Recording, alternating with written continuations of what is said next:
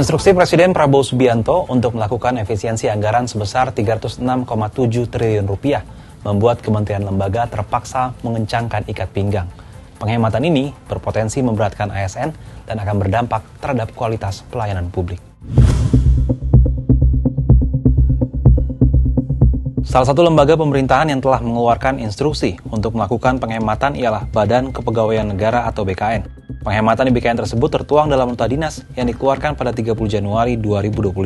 BKN membatasi bahkan meniadakan alokasi bahan bakar minyak bagi pejabatnya.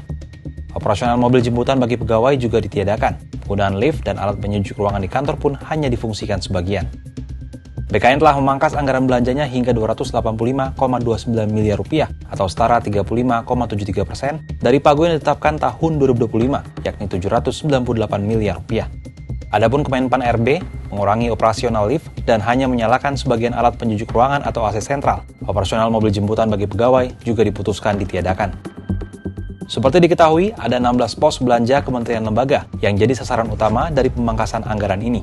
Di antaranya belanja alat tulis kantor dan kegiatan seremonial. Lantas, apa dampak ketimpangan efisiensi anggaran antara pejabat tinggi dengan pegawai menengah bawah? Dan apa pula dampaknya terhadap kualitas pelayanan publik? Pengamat kebijakan publik Agus Pambagio mengatakan, penghematan semestinya dilakukan secara proporsional dan tidak memberatkan salah satu golongan ASN. Menurutnya saat ini implementasi efisiensi anggaran justru memunculkan ketidakadilan di antara golongan ASN yang berbeda. ASN golongan menengah yang menanggung dampak efisiensi yang lebih berat ketimbang golongan atas. Hal ini memicu penurunan semangat kerja, padahal mereka berperan krusial dalam menunjang pekerjaan di kementerian lembaga masing-masing. Apalagi ASN juga akan kehilangan sebagian tambahan pendapatan mengingat perjalanan dinas dikurangi. Begitu pula rapat-rapat di luar kantor. Sementara terkait dampak efisiensi anggaran pada kualitas layanan publik, Wakil Ketua LPSK, Susila Ningtyas mengatakan, pemangkasan anggaran ini berpotensi menghambat layanan perlindungan terhadap saksi dan korban kejahatan, serta pelapor, ahli, dan justice kolaborator.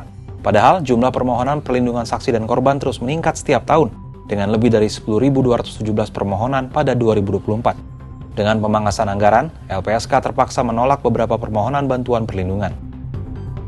Seperti diketahui, pada 2024, LPSK menerima anggaran Rp279 miliar untuk melaksanakan program-program LPSK.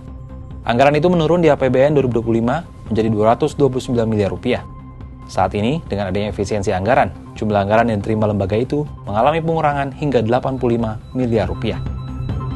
Meski penghematan anggaran sangat baik dilakukan dan harus kita dukung, dalam implementasinya harus dilaksanakan dengan baik dan benar.